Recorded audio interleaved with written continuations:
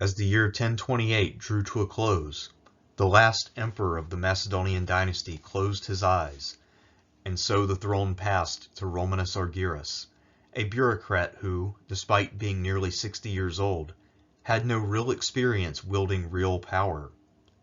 Romanus inherited a crisis created by the unwillingness of Basil II first to marry and sire offspring himself, and later to allow his nieces to wed and bear children. Romanus and his new wife Zoe, already 50 years old, could not hope to really solve this problem that had been so long in the making.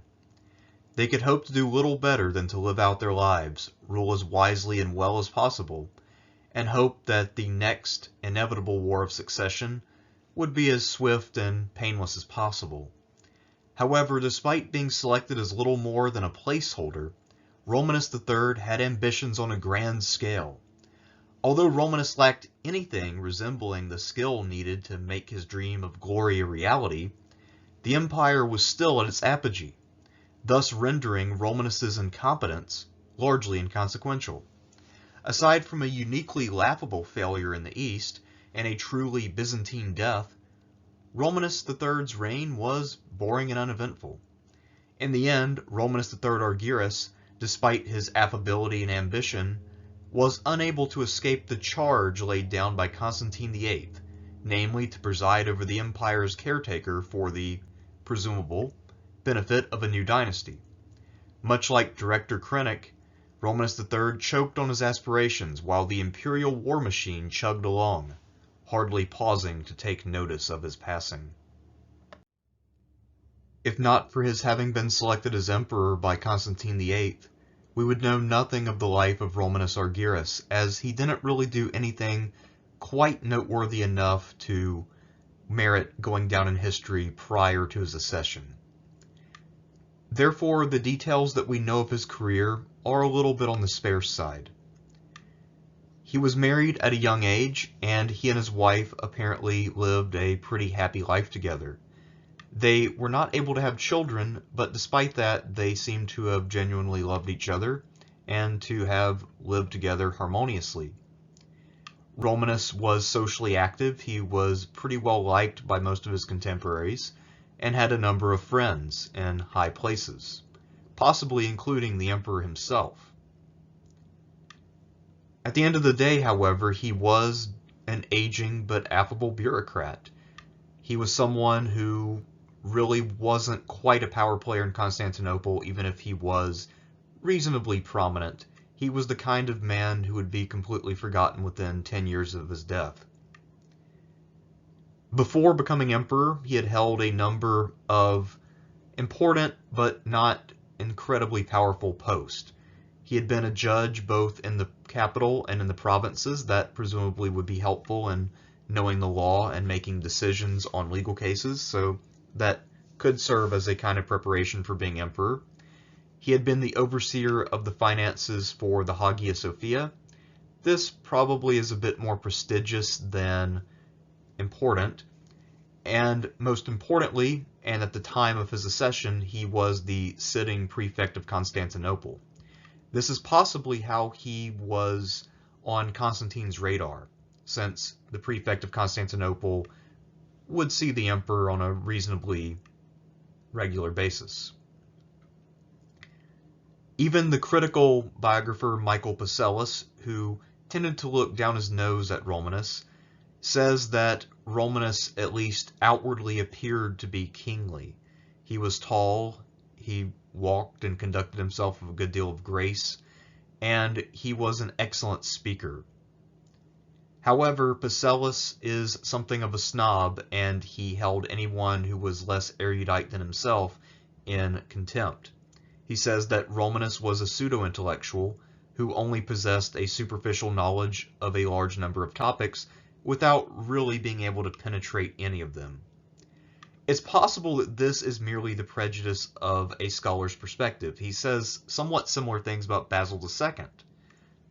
But also, when we look at Romanus's career, we'll see that perhaps Pacellus's criticism was somewhat well-founded, as Romanus tends to overestimate his strategic abilities and his ability to conduct large-scale campaigns. But I don't want to give away the most interesting part of this video just yet. Back in 1025, when he had ascended to sole power, Constantine VIII was quite well aware of the looming succession crisis. He himself was already in his mid-60s and had no sons. He had 3 daughters. All 3 of them were probably beyond or nearly beyond their childbearing years, and so there weren't many options available. Rather than trying to select a suitable son-in-law, however, Constantine VIII, who was very insecure in his position, decided instead to dither and to bide his time. When his life was drawing to a close, he decided to marry his middle daughter Zoe off, and his first choice fell upon someone he knew would be relatively well qualified to hold the position of emperor, and that man was Constantine Delassinos. Delassinos had served as dukes of Antioch, and he had spent a good amount of time on the frontier leading armies and serving under Basil II. However, at this time, Delassinos was not at Antioch, nor was he at Constantinople, but rather at his estate. This estate was a bit of a journey away from the capital, so you would need probably a couple of weeks to send a messenger and have Delassinos race to Constantinople in order to claim power. The problem was that Constantine VIII, not being much of a planner, was taken by surprise when his final illness arrived. It does seem that he had a few days, but not a sufficient amount of time to summon his heir of choice, and so instead he had to pick from the men around him. And the person that he landed upon was Romanus Argyrus, the prefect of the city. There's a reasonably high chance that Romanus Argyrus was part of the group that selected him to become the next emperor. One of the conditions of his accession was that he would need to renounce his wife and marry Zoe. Zoe was now the chalice that would grant her husband legitimacy. Later, her sister Theodora would serve the same role, but as you can probably imagine, given that both of these women are now middle-aged, that was a game which had a definite endpoint, and there was not a generation after them. So the Macedonian dynasty was now officially in its twilight. Romanus's alternative to leaving his beloved wife was to be blinded. It's interesting to note that despite his supposed love for his wife, he very easily and readily chose to ascend to power. And once he rose to power, by the way, there's no indication that he ever looked back or missed his wife, but rather took many mistresses. So perhaps he either let the power go to his head, or else maybe that marriage was not quite as happy as we might want to believe. So we don't know exactly why Argyrus was chosen above other candidates, including people with more military experience, but there's a good chance that he was something of a consensus pick because he had a few things going for him that would appeal to ambitious men throughout the empire. One is that he was a clear stopgap as an emperor. So while his accession would effectively prevent some claimants from coming to power, he was mutually acceptable to all parties because at least he would stop other potential claimants who might found a dynasty. It doesn't appear, however, that Romanus himself necessarily thought that this was his destiny, or was willing to accept it at any rate, because as we'll see, he had some pretty grand designs for his future, and he even envisioned himself as the head of a new dynasty. The Empress Zoe was intent upon being the mother of a 7th generation of Macedonian monarchs, and Romanus, for his part, was quite interested in being the fountainhead of a new line. So, despite their advanced age and the almost certain impossibility of siring offspring, the aging couple engaged in every practice they could imagine to try to get Zoe pregnant. They would consult with every quack in Constantinople and try every weird or off-color method available. They rubbed ointments of various kinds on themselves. They would wear charms. They tried all kinds of things, and of course nothing worked because Zoe was past her childbearing years. Possibly due to the stress of this process and the letdown of all that hope building up and then dying, or possibly because the two of them really didn't get along all that well, after a year or two they gave up on the project of making a baby and really drifted apart. Not only did they drift apart, but they also became somewhat unfriendly. Part of this is because they quit sharing the same bed and each of them pursued their own individual pleasures. Another reason, which was probably a bigger problem from Zoe's perspective, is that Romanus's sister Pulcheria became influential at court, and Romanus began more and more to exclude Zoe from imperial affairs. Zoe had been fairly certain that she would be playing a big role in running the empire, since she was, after all, the key to legitimacy and the only actual member of the dynasty who was wearing a crown. So this would be a problem and could, spoilers, possibly have motivated her to do a bit of poisoning of her husband. There's also a pretty high chance, I would say at least a 90% chance, that Romanus was fully aware that not only was Zoe having affairs, but she was having an affair specifically with a young man named Michael the Paphlagonian.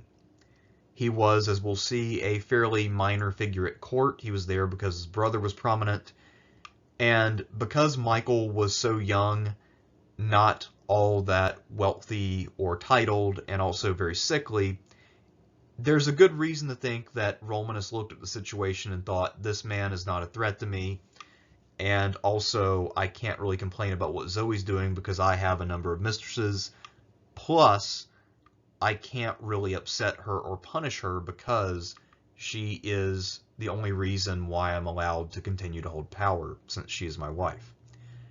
So their marriage was really falling apart by almost any standard, but it was really a political alliance in many ways more than a marriage in the traditional sense, even by medieval standards, because normally marriages occur when the couple is still young and when they can still produce offspring, but in this case, effectively, Constantine was handing off the empire through the symbolic gesture of handing his daughter to Romanus Argyrus.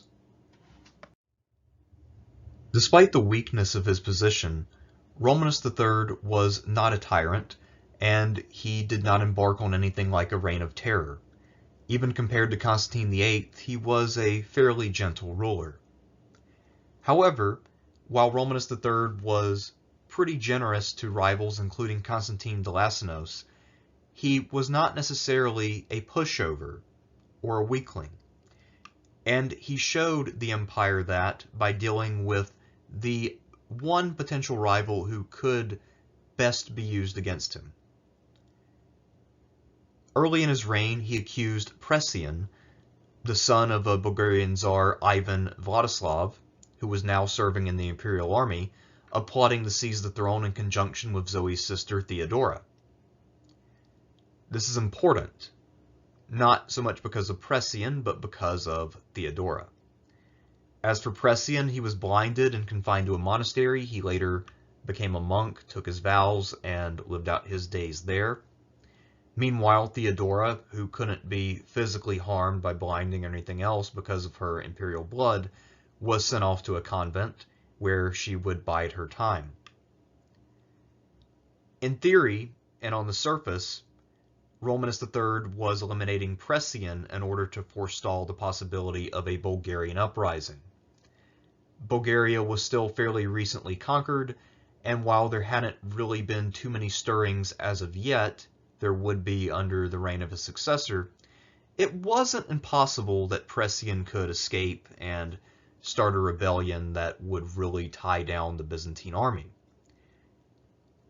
However, this elimination of Pressian, I think, was actually aimed at two objectives that are unrelated to Bulgaria. First, by striking quickly and decisively against Pressian, Romanus showed that he was unwilling to brook challengers, and also that while he might not have that much experience as emperor, he was looking out for the geopolitical interest of the realm. Along with that, he knew that the only real threat to his power was Theodora. Zoe was his key to power, and the only way that anyone else could claim an equal amount of legitimacy would be to marry Theodora. If, say, Theodora were to escape from court, marry someone, and then task her new husband with getting rid of a tyrant. In this case, Romanus being the tyrant. So by taking out Theodora early, Romanus III was showing a fair amount of foresight, something that he would never again do. Romanus III dreamt of glory, and that glory was to be won on the battlefield. Accordingly, he was something of a foreign policy ruler who actually kind of wished to imitate Basil II, as we'll see. However, as with anyone who rules for about 6 years, he had to also govern domestically. So what we'll do is take a brief look at his domestic policy before moving into his better known and more important foreign policy decisions. One of the things that he decided to do was to be generally generous with the people around him at home in order to keep potential rivals happy. As we'll see, he gave out a large number of titles. He tended to be pretty generous when people would ask him for money. And he also did something which was designed to appease the aristocracy. One tax introduced by Basil II was the Allelengian. This was a tax which made it to where if a local village would fall short of its taxes, then the richest people in the area would need to make up the shortfall. So if the other citizens were struggling, then the wealthy would be asked to draw their resources together and make sure that the community paid its fair share. This made a lot of sense when the empire was at war with the Bulgarians and Basil needed a large army in the field every single year. It's also possible that this was a move, that is to say the abolition of the Allelengian was a move to really appease the military aristocracy and try to forestall any kind of revolt. But also at the same time, you could see this from the perspective of Romanus III acting as a conscientious administrator, someone who saw the empire at peace, saw the coffers full, and thought that this would be a nice gesture, a kind of peace dividend. At any rate, when it was abolished, this tax was never again to be restored, and this would very much limit the empire's ability to respond once the disaster at Manzikert and beyond befell them in the east. Romanus was sitting high financially, so he was able to forgive some unpaid taxes. This also helped with alleviating general discontent in the capital. He helped a number of petitioners to pay off their private debts. He released prisoners who were being held for debt, so basically debt bondage was ended, or at least curtailed under Romanus. And there were plenty of people who had suffered late in Constantine VIII's reign when he was pursuing potential enemies, and Romanus decided to try to appease such people through cash payments. All of that was fine and well, and in fact I imagine that it prevented anyone from, at least anyone in power, from being too upset with the fact that Romanus was emperor. However, he was excessively generous with titles as well, and that did create problems. If there's one thing that we know about aristocrats, it's that they are a contentious lot who are extremely prideful and very much value their place in a social hierarchy. And so when Romanus would be generous with titles, he would sometimes create battles over precedent. One famous example is that he granted the title of Sunkulos to a number of bishops, more bishops than should have held the title. And this became a problem when at a Pentecost ceremony, there were only a certain number of seats that could be held by bishops with the rank of sunkelos, and, well, there were more bishops with that rank, more sunkeloi, than could be seated appropriately. And of course, as you're probably aware, all of the bishops of the ancient and medieval world came from the upper class, the aristocracy. And this was more of a funny example, but you can see how this could potentially have some negative side effects and also create resentment. As we'll see, by the time that his reign came to an end, there weren't any mourners for Romanus III. So these little screw-ups like that, granting too many honors to too many people, actually kind of backfired and did not quite have the desired effect. Despite not being able to overcome biology, Romanus III thought that he could potentially achieve enough glory to establish a line. Perhaps he could hand the throne off to one of his distant relatives, or marry one of his nieces off to a general and start a line that way. He thought that perhaps he could achieve enough that he could convince the people of the empire to move beyond the Macedonian dynasty. This is probably not a realistic hope. Okay, it's more realistic than impregnating a woman who's past her childbearing years, but given that Romanus III had zero military experience and was about 60 years old, this was going to be a tall task, and it should come as no surprise that he fell short. To a certain extent, he found himself in a situation somewhat comparable to that of the Julio-Claudian Emperor Claudius back in 41. Claudius had no real public experience at the time, and so he embarked on the conquest of Britain, where he kind of rode in at the last minute to take credit, and used that as a way to shore up his legitimacy. Romanus III was thinking along the same lines. But unlike Claudius, he would be with the operation from the outset and was really wanting to play a leading role. We'll get into his campaign in a bit. Another move that he made was to try to empower a number of his relatives in order to strengthen his hold on the empire as a whole, and to establish the idea that the Argyrus family was the center of power in the Byzantine world.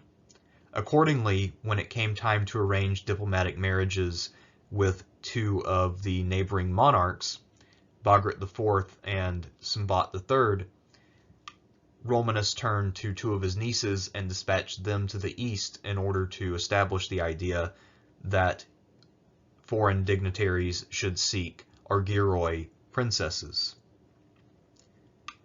The West was still placid after the conquest of Bulgaria, and now that he had taken care of his one potential rival there, he was able to cast his gaze east.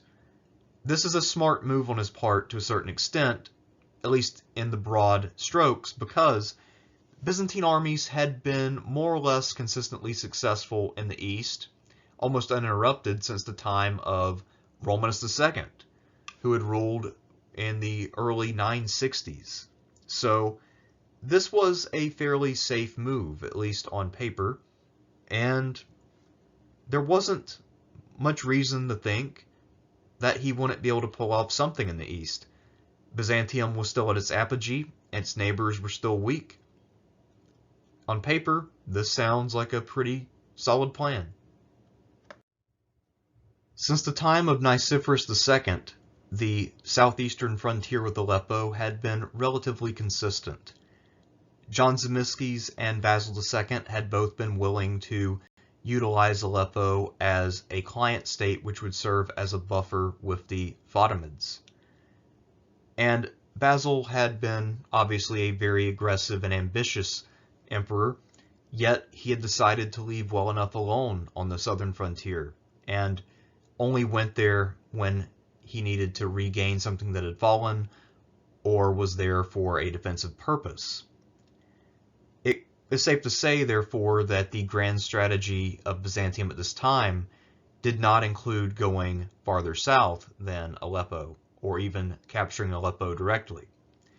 But Romanus III decided to change that, and this is probably why Pacellus really was so harsh on Romanus and said that he thought that he was much wiser and shrewder than he actually was, because he was effectively taking the wisdom of Basil II and saying that Basil was wrong and that the Byzantines needed to acquire what was now the realm of the Murticid emirs.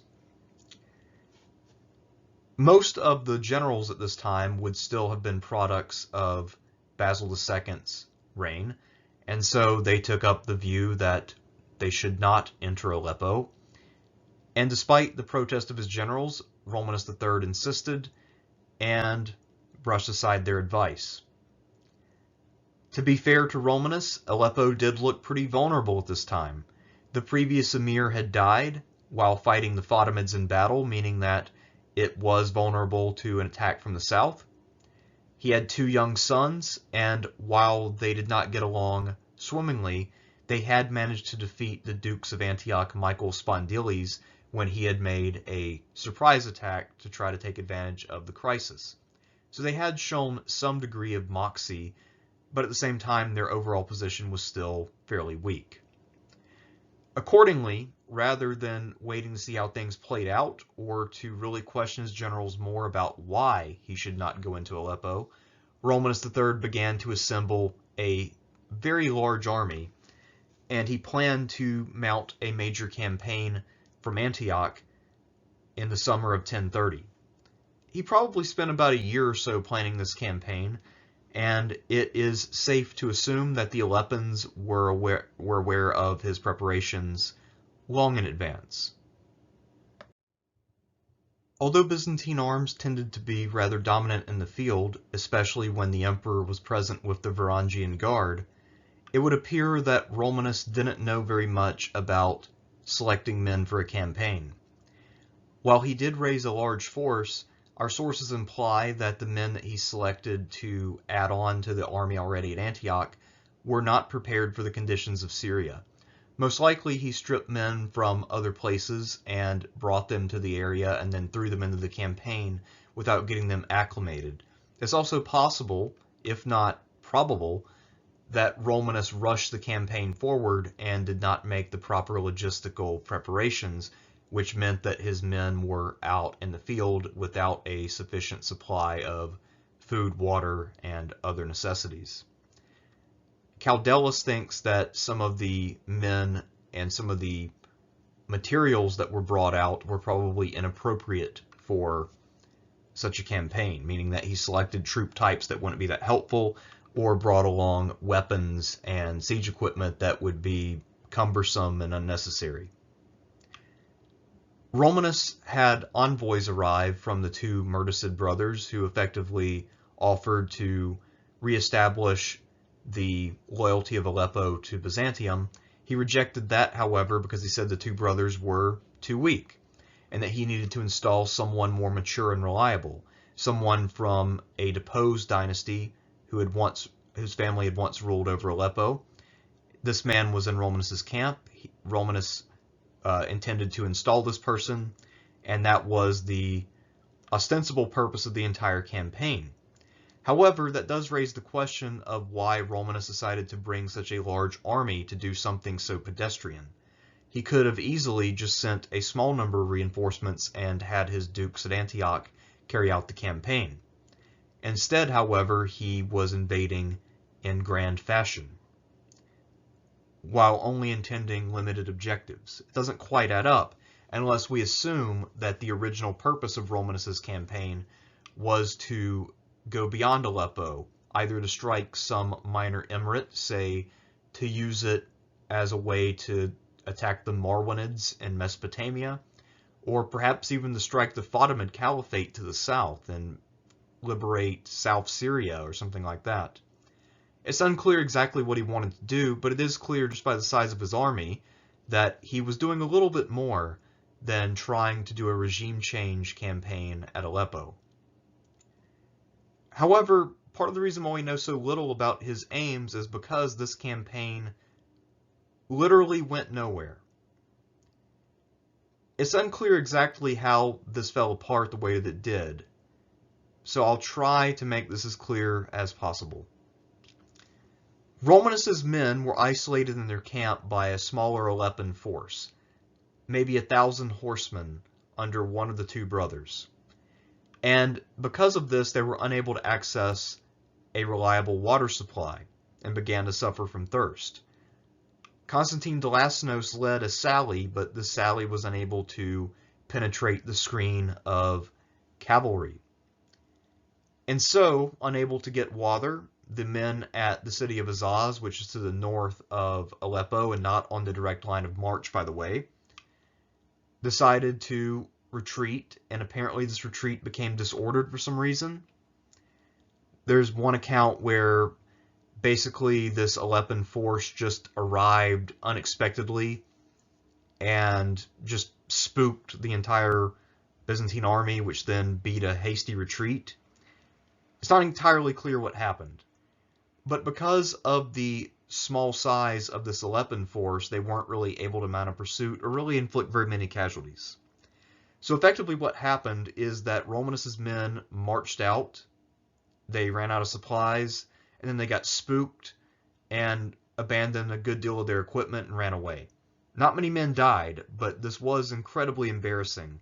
And among the other things that got left behind were the imperial tent with all of Romanus's gold cups and plates and perhaps even some treasure.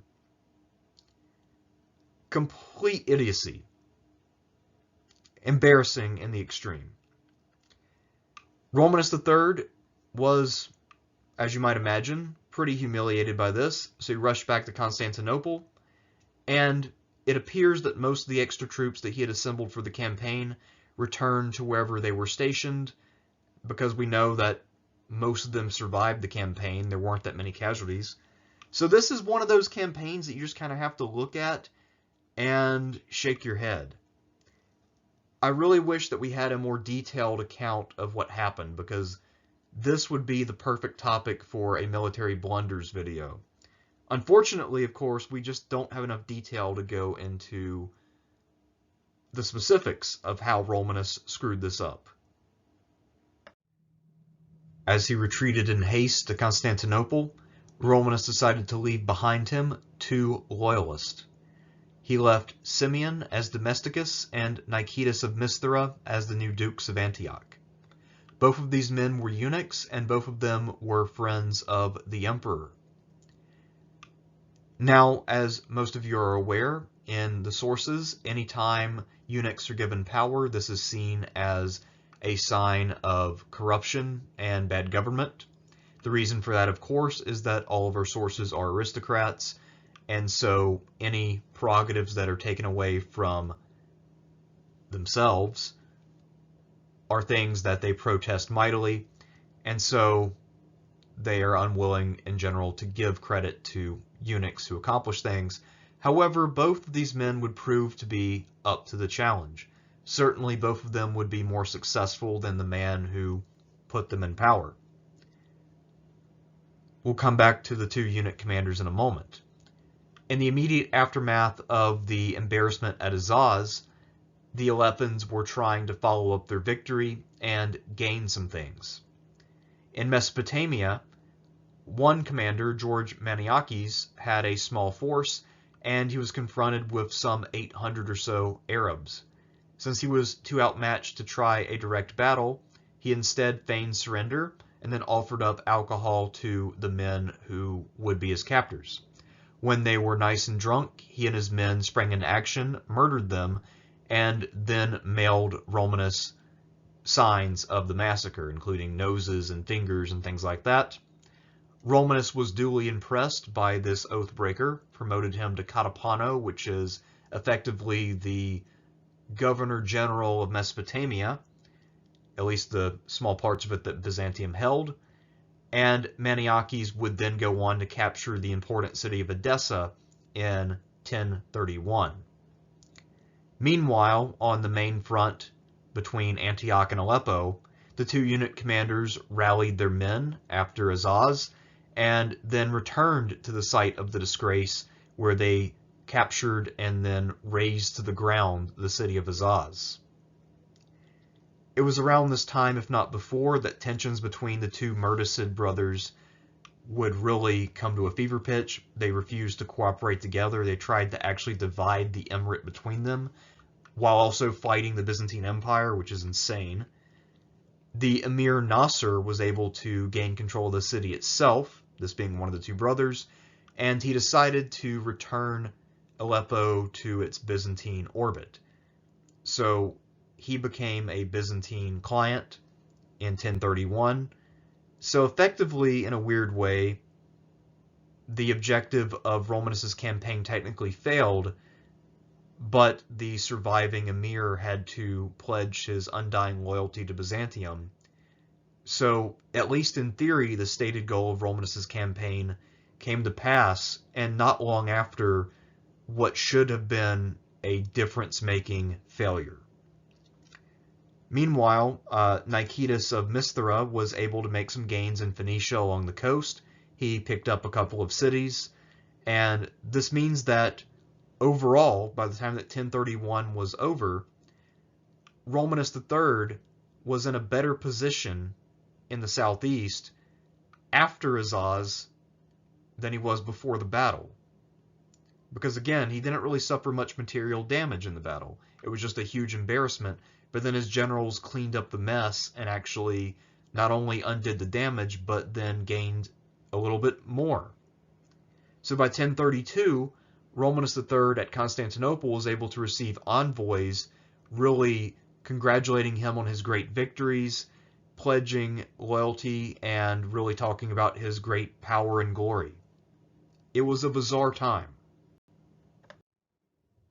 Although it's hard to gauge someone's military competence by a single, very short campaign, if we had to judge Romanus's military abilities just on the basis of the Azaz campaign, then I think it's safe to say that he might be in the running for worst general in Byzantine history.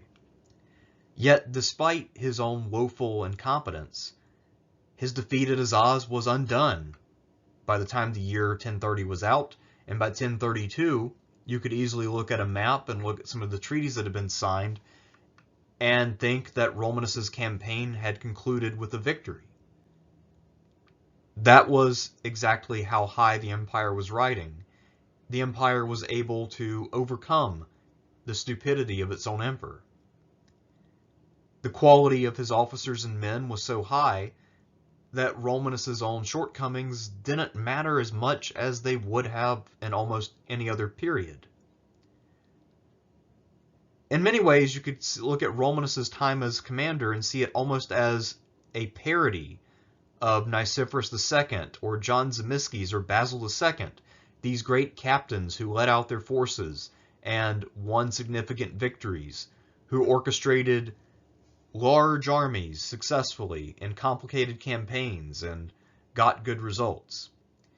Then we have Romanus coming along, trying this, bungling horribly, and also doing so without any real pressure, by the way.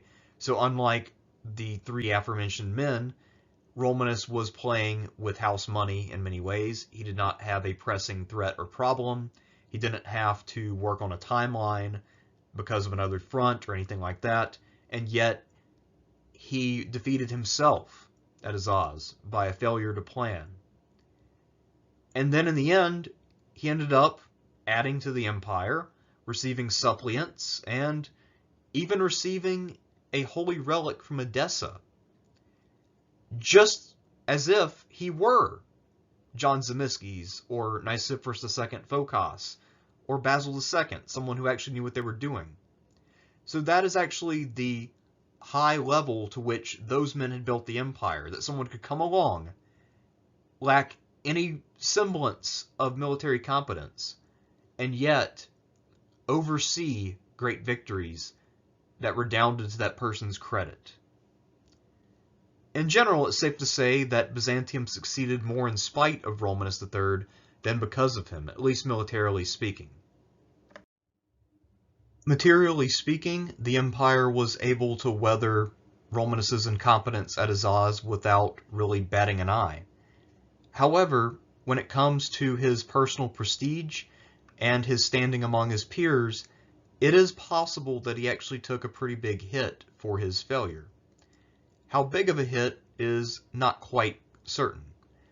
Another factor to consider is that we suspect that it might have been around this time when he began to ingest poison, but we don't know exactly when that occurred. That's something that we'll revisit in a bit.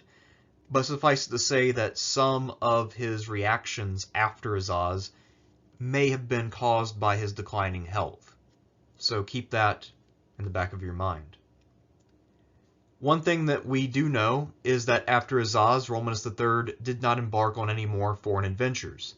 Perhaps he felt that he needed to stay in the capital to try to fend off any potential challenges, but it's also likely that maybe he figured out that he's not quite as good militarily as he imagined in his daydreams.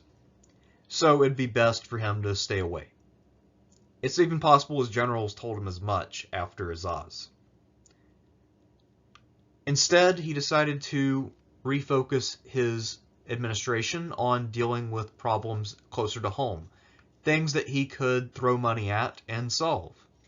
He wanted to beautify the capital, but to do this, he would need to raise taxes. And this time he was willing to raise taxes, and the problem with that is that, well, raising taxes is rarely popular.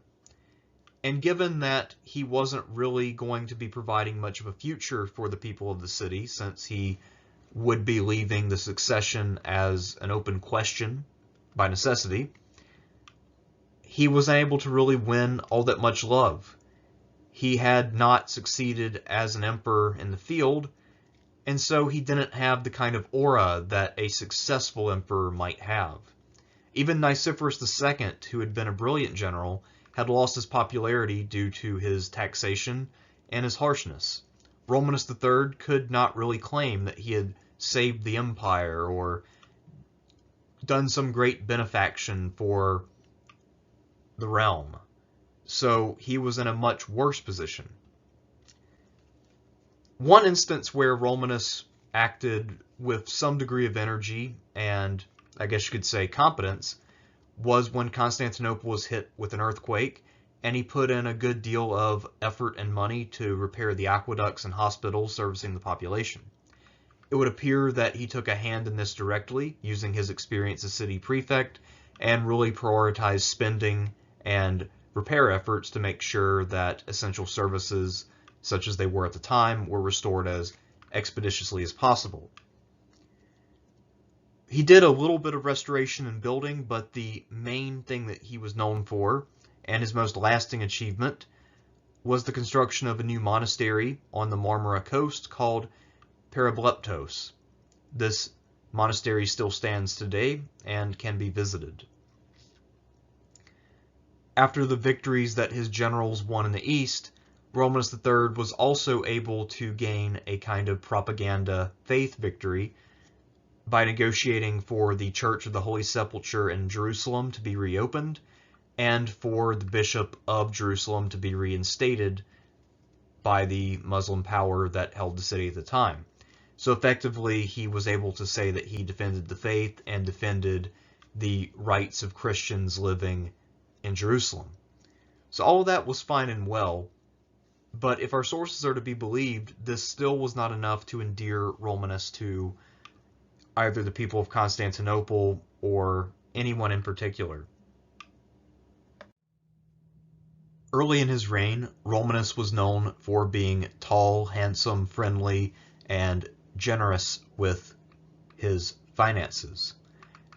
As he entered years 5 and 6, however, Romanus's health was rapidly declining. According to Bacillus, he looked like he had died weeks before, and he also no longer had his characteristic good cheer, so he was much more difficult to deal with. He was starting to become a little bit more paranoid, and of course, most importantly for most people in the capital, he had raised taxes. And of course, unlike other emperors who might impose taxes, say Basil II, he's not really providing anything, at least not on the same scale. He's not protecting the empire from foreign threats. He's not building anything too impressive. So his popularity is diminishing, and he is not looking so great at this point in his rule. At this time, a new powerful player would emerge at court, the eunuch John the Orphanotrophus. He was a Paphlagonian, and he had 2 younger brothers. Once he rises to become the Parakoimomenos, the chief eunuch, or basically chief administrator of the empire, the chamberlain or major domo, or however you want to put it, once he rose to that position, he was able to then empower his 2 brothers and become Romanus's primary advisor. The youngest of the Paphlagonian brothers was Michael. Michael at this point was in his late teens, but he was very sickly. He suffered from epilepsy, and most of the people around him thought that he didn't have that much longer to live. But despite his terrible health, Michael apparently was a very attractive young man. And so John knew that Zoe was looking for a boy toy, and he chose his youngest brother to serve that role. According to Pacellus at least, Zoe was immediately smitten with Michael and really began to dote on him constantly. Michael became something of a fixture in Zoe's quarters. There's a very good chance, of course, that Romanus's loss of his cheer and his health was due to poison being administered by Zoe and Michael and, of course, John, as they tried to get rid of Romanus and replace him with Michael, who could then claim the throne by marrying Zoe. I would like to note at this point that while I firmly believe that Romanus III was poisoned, it is possible that he died of natural causes. He was, after all, 65 years old. That being said, given that he had enjoyed good health and had been hale and hearty up until maybe about the age of 63 or so, it seems a little suspicious that he suddenly became ill and apparently was discolored and had a bunch of other weird stuff going on, and then died the way that he did under the circumstances we're about to discuss. So anyway, let's get into why Romanus III was almost certainly murdered by Zoe, Michael, and John. We know that Michael had basically unlimited access to the imperial bedchamber. Not only did he go there to visit and pleasure the empress, but sometimes when he was present, Romanus III would ask Michael to rub his legs.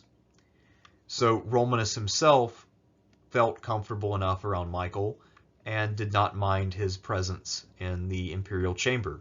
Again, I think that he looked at the guy and did not see him as a threat. And apparently Michael, again, was a very handsome young man. Maybe he was someone who had some charisma or some charm, and Romanus, as a mostly affable guy, might have detected a kindred spirit, so he might have even seen him as a friend, even though, of course, he was probably aware that Michael was having an affair with his wife. But again, Romanus was not in a great position to complain because he needed to keep Zoe content. All of our sources agree that there was foul play of some kind, that Romanus died in or around his pool, and that Zoe behaved suspiciously after his death. Pacellus thinks that effectively what happened is that Zoe had been dosing Romanus with hellebore for a while, and on a day when he felt a little bit better than most, he tried to resume his normal exercise by swimming in the imperial pool, and then he had overexerted himself and basically just died.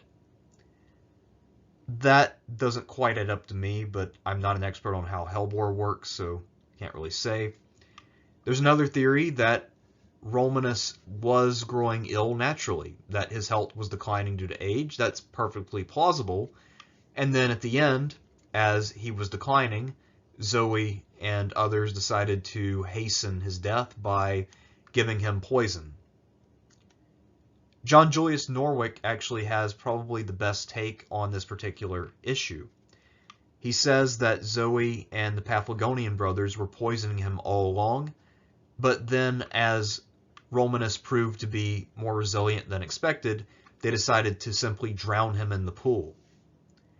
So, as I mentioned, Romanus, despite his age, was a hale and hearty guy, and that's part of why he was so ambitious when he came to power.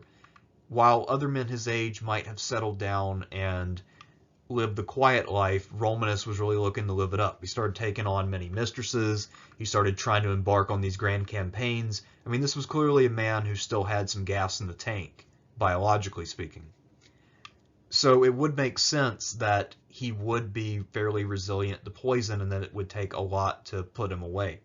And then perhaps panicking because they might be detected, Zoe and Michael might have gone into the pool and held him under to finish him off. We'll go into the details of the assassination when we look at Michael IV and his life, because I feel like this assassination is a little bit more impactful for Michael than it is for Romanus, if that makes sense. So, at any rate, we know that Romanus died under some pretty suspicious circumstances, and of course, after his death, not long after, Zoe got remarried, and her new husband was the much younger Michael the Paphlagonian, who became Michael IV. Although he was not Constantine VIII's first choice as a son-in-law and successor, Romanus Argyrus would prove to be, at the bare minimum, eager to serve as emperor. However, his eagerness was not matched by any kind of ability. Romanus III strove for greatness, saw his shortcomings, particularly on the field of battle, exposed in an extremely embarrassing way, but ultimately didn't do much material damage to Byzantium because Basil II had left the armies so strong and dominant. Predictably enough, he failed to resolve the succession crisis. He deserves a lot less blame for this than Basil II and Constantine VIII, however. He, in many ways, was doomed to fail here. Barring finding someone who was a man of extraordinary ability, say if some general were to achieve something truly great on one of Byzantium's frontiers and really distinguish himself, in that instance, then perhaps Romanus could have adopted that man as his son or married one of his nieces to him or something like that, and thereby avoided a crisis. But there wasn't really an obvious solution because that system of adoption was not something that anyone had utilized since the 2nd century. That was an ancient practice at this point. And Romanus was not really the kind of guy to get terribly creative. His ambition, as I mentioned, really outstripped his ability. And so he was dreaming of achieving great glory a la Basil II, but then his military campaign fell apart horribly. Rather than being like Basil II, he ended up being a lot more like Hulk Hogan because his wife left him for a 20-year-old and did so in a way that was deeply embarrassing and damaging. Romanus III is the classic example of a beneficiary of circumstance. He was a fundamentally weak and incompetent ruler who has been spared of general infamy because he lived in an era where his failures weren't that consequential. As I mentioned, he lost horribly at Azaz, and his army was scattered to the 7 winds, but then by the end of the year, the city where he had been defeated had been destroyed by his own armies, and a couple years later, he's receiving emissaries from the defeated powers, basically congratulating him on his greatness and his glory. The twilight of the Macedonian dynasty was destined to continue after Romanus's death. And let's face it, while it does sound harsh, it's the truth. Any random childless nobleman could have done the same thing that Romanus did, and probably a bit better. Romanus didn't really change anything of consequence. All he did was bungle a single campaign that didn't really matter. He abolished the tax, and then he tried to raise other taxes. He built the monastery. Pretty much anybody could have done what he did. In many ways, Romanus III is the most generic placeholder emperor imaginable. Now, if we look into the details of his life, he's clearly an interesting guy. I feel like you could also make something of a comedy about this guy from the time when he and Zoe were trying to conceive by bizarre means to his disaster at Azaz. I feel like, and then of course his murder. I feel like you could make an interesting miniseries or dark comedy about Romanus III.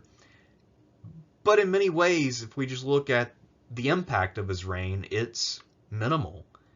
He didn't really do all that much at the end of the day. And again, literally any random childless nobleman could have done the same exact thing that Romanus did, and probably just a bit better. Next time, of course, we'll be looking at Michael IV the Paphlagonian. I'm Thersites the Historian, and I will see you in 1034.